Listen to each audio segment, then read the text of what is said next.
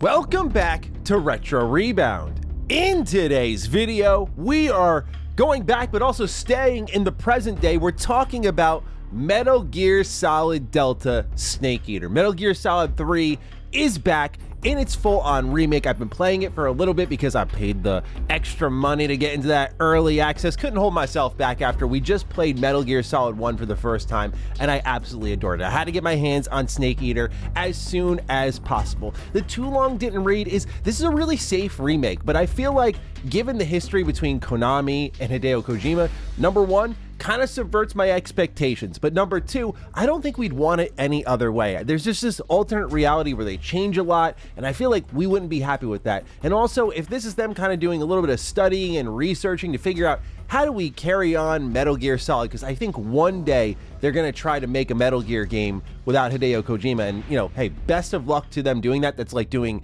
BioShock without Ken Levine, and we see how that's going over at 2K. But when it comes to Metal Gear Solid Delta Snake Eater, it's a safe remake, but I feel like that's exactly what I want, especially as someone who experienced Metal Gear Solid 3 for the first time on their PS Vita via the HD collection. I feel like the best thing you can do is hand someone this game nowadays and go like, this is what people played back then, which is what happened to me later in my life and what can happen to other people who are new to this series and wondering if they should hop in. So there's two ways I'm going to approach this. One is just like, hey, as someone who's played this game before, what are the changes I noticed? What are the quality of life improvements here, if any at all? The other way I want to approach this is you're new and you're wondering, can I start with this? Can I get into this? And I don't think this is a bad first Metal Gear game, but I also want to talk a bit about expectations that you should set for yourself. I might have a hot take in this video, so I'm just telling you now, if you're tuning in, brace yourself, I'm coming in hot. Anyway, ladies and gentlemen, if you're new here and you're into nostalgic or retrospective content,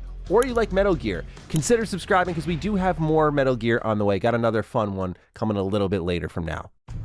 All right, what's new here? First thing is the controls. This was the most obtuse part, to me at least, with Metal Gear Solid 3 originally. When I was playing it on my PS Vita, the whole pressing a combination of buttons to go first person and then there being like a face button to actually shoot my gun, and I was looking around my left analog stick, I did not like how that felt. It wasn't like that sort of weird justification I make for Silent Hill where I go, hey, the complexity of the controls kind of translates well between the story and the themes of the series. Like, I can't really do that here for Metal Gear. It's a third-person stealth game, and it doesn't feel good when you're fighting with the controls as an enemy is slowly approaching you or you have to react to something. So what they've done here is they've added two play styles. You have the modern control style, which is basically your typical third-person camera movement and being able to aim while moving around, like kind of what you saw happen between Resident Evil 2 and Resident Evil 2 Remake. It's basically classic third person as you'd expect it. However, let's say you're a purist and you're like, no, I want to play Metal Gear Solid 3 as I remember it. They have a legacy style, which has more of the fixed overhead camera and true first person.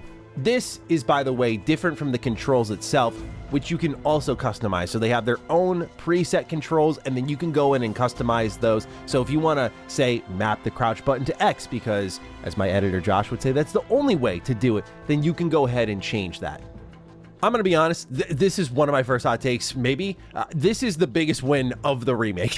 It really is. Like, just being able to play it more comfortably. They do make weird changes, like, for example, when you're prone and you're in the grass, the camera goes over your shoulder where it's so close it may as well be first person, but they just change that for some reason. It's not really like it's a for the better. I guess you get a little bit more camera movement where you can look around yourself, but I think the intent of the original design was to go first person so you could only see what Snake's doing. And also, I like it this way because I think hiding in bushes is OP in stealth games, as we've seen in a million games. Assassin's Creed, I'm looking at you. And so I like that this was an ability to kind of balance it out. Like, yeah, you're way more hidden, but you only have so much line of sight here.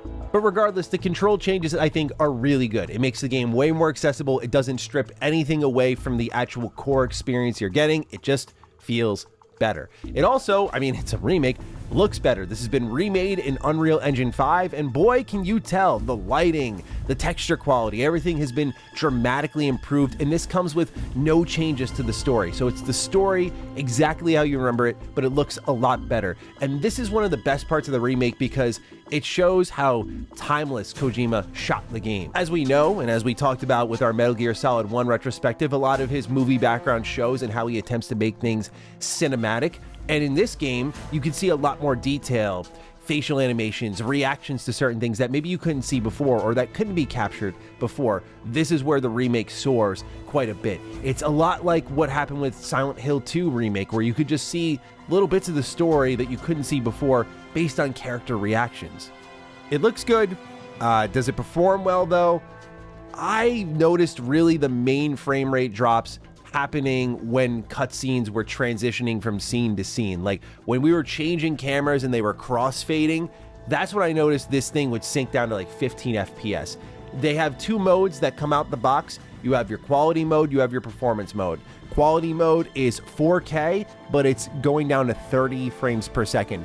I kind of turn off my brain to the frame rate, and I gotta say, I prefer quality here because on performance mode, at least where I'm playing it with the base PS5, you do get 60 frames, but it's the fuzzy dynamic resolution 1080p native that looks really fuzzy when you rotate the camera. And I'm not a resolution snob, hell, I can't be when I'm running this channel, but it's when you like rotate the camera and you just see the clippings and the fuzziness, and it just, I had to play 4K 30. I just had to play this one in quality mode. It looked immensely better. And you know me, I'm not a graphics guy, but it also kind of felt like I was defeating the purpose of the remake. It's like I want to see all the new bells and whistles that visually you're pushing with this game. They also have color filters that you can apply to the visuals. I think this is a really great choice as well, and I'd recommend just by default when you fire this game up, putting on the Legacy color filter. If you want to see it without mine, I don't think it looks bad, but the Legacy looks more true to the original, where it's more of a hue of green, whereas in this new remake, it's more of a blue without it. Again, both look really good. It's not like one looks bad. It's just if you're talking about, again, the more authentic experience, then go with Legacy, because I also think it looks a bit better. So what's happening in the story here is it's a stealth mission, as you're reminded many times throughout. You're here to extract Sokolov during the Cold War. Now, Snake can't get caught because this is going to cause an international incident. GRU is here, who's a division of the Soviet Union, as a power struggle is happening within their own government. And so there's like this triangulation of politics and warring factions. And basically, we're going back to the same topic we talked about in Metal Gear Solid 1. It's about trying to prevent nuclear escalation, trying to prevent a world war. This is my hottest take of the video, okay? And I gotta just shoot it straight, all right, y'all? I think the beginning of Metal Gear Solid 3 is really good, but for newcomers, this is where, you know, hey, like, old heads, you know what you're getting here. Like, I know what I'm getting, I'm not complaining. But if you are new, I need you to be aware of something, and it might be something that Metal Gear purists don't like to hear. I do think the opening of this game is, like, tremendously slow and feels very old. And I know, like, oh, it's iconic, the Halo jump and everything. I know. But look, like, there's the actual opening cutscene, there's a history video that's very long, the skydiving segment's beautiful, you have a codec sequence, you grab your backpack, and then immediately you have another extremely long codec sequence. And look, as I've talked about before, I live for these codec sequences. I don't think they're bad. None of this is bad, but if you are playing this game thinking it's going to be opening with action or it's going to get you into it quickly, it takes a couple of hours, in my opinion, to really get to that point. There's a lot of cutscenes and very little gameplay before it actually lets you loose. To me, it's like if you're looking for that moment of when, Maddie, am I going to be free from the movie that Hideo Kojima is creating, I would say personally it's like when the title card hits. After that, it's all smooth sailing from there. You still get a lot of cutscenes, but it's a lot more gameplay in between. But this is just, you know, a little bit of a heads up for the newcomers there, because for a lot of people, like, you hear all this praise for Hideo Kojima. This is considered like his best work. Okay, you come in and then you get sideswiped by this. I don't want to have any unpleasant surprises for you. So maybe Metal Gear purists disagree, but I just think the opening is slow enough to kind of fire the warning shot and be like, hey, pay attention. There's some good stuff here. I don't think there's anything bad, but like it's slow. That's all I'll say. Despite this being a remake, one limitation I noticed that I kind of wish they changed actually is that a lot of these levels are built like PS2 levels. So you'll go from like one end of the zone to the other and they're pretty small. And especially if you know what you're doing, you've played this before, you'll zip right through these and then it's a loading screen. Again, not the end of the world, but I feel like for a remake, this would have been the one thing that would not have really corrupted Kojima's vision that you could have pushed, because having these levels broken up feels a little redundant. And also it looks a bit silly when you see how like compartmentalized the game is and then how bad it can run. That said, talking about Metal Gear Solid 3 itself, true stealth lives on. That is the best thing I really have to say about this is I miss pure stealth games where like, yeah, I mean, you could just shoot them up here if you want to try and do that in certain segments of the game, sure. But I love that this is a pure stealth game and it's all backed by the camouflage system. So you just change your outfit and you start blending in with your environment. And you'll see a percentage meter that determines like how much you're blending in. So if you're laying in a bunch of grass, you want to maybe change to the leaf camouflage and then change your face paint to something that matches that. It's a really cool feeling when the enemy's right on top of you, but you see your bars like in the 90, 95 percentile and you know they can't see you even though you're right there. But it's also the intelligence of the AI. That's something that you see in Metal Gear Solid 1 where they react to your footprints in the snow. And like in this game, if you just even move a little bit in the brush, they react to it. Again, it's these little things that are missing from, say, modern stealth games. In modern stealth games or stealth experiences, really, because we barely get stealth games, bushes are broken, right? Like the second you dive in a bush, you're whistling away, your enemies are walking over, you're building up a pile of them in the bush right next to you. It's boring. There's been no thought put into it. So just the little things like the first person from the original, and again, bringing the camera close still accomplishes a somewhat similar effect, but also when you actually move in this, if you move at the wrong time and rustle the bushes, they actually react and see it and come over. It sounds like I'm talking about the bare minimum here, but it's a Kojima game where those little things are accounted for.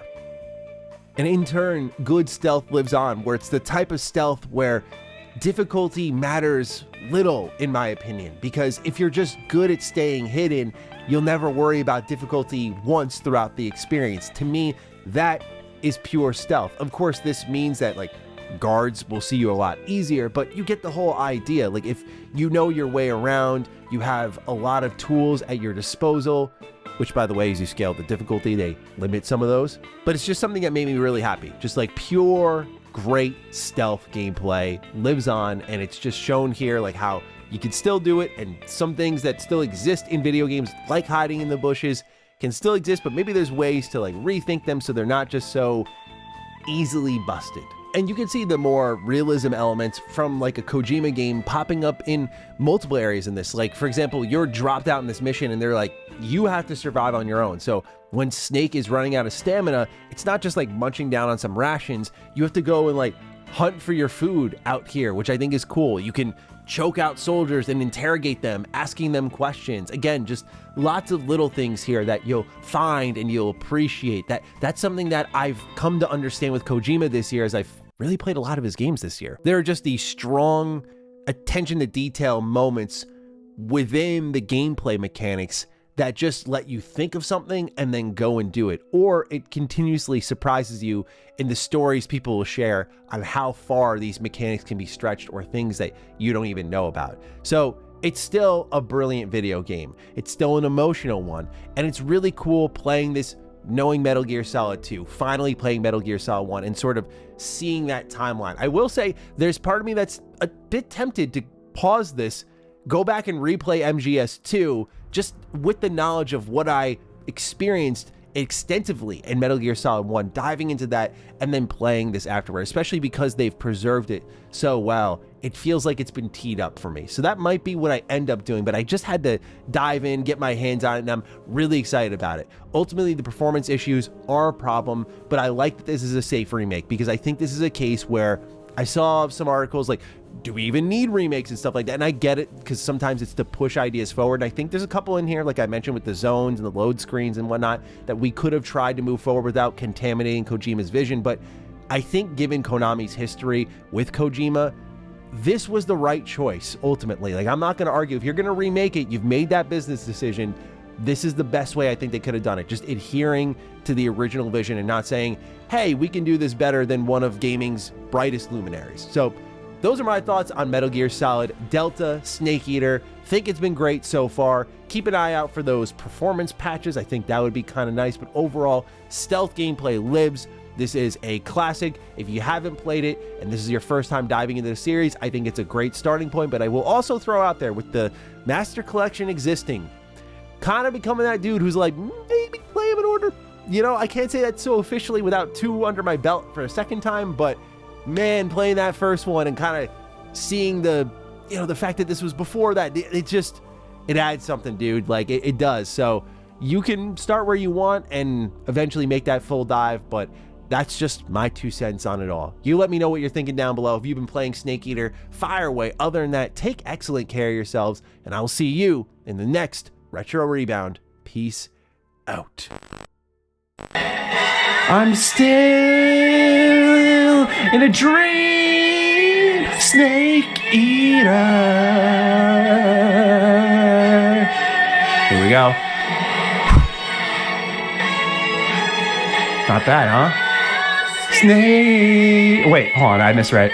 Dream Snake Eater.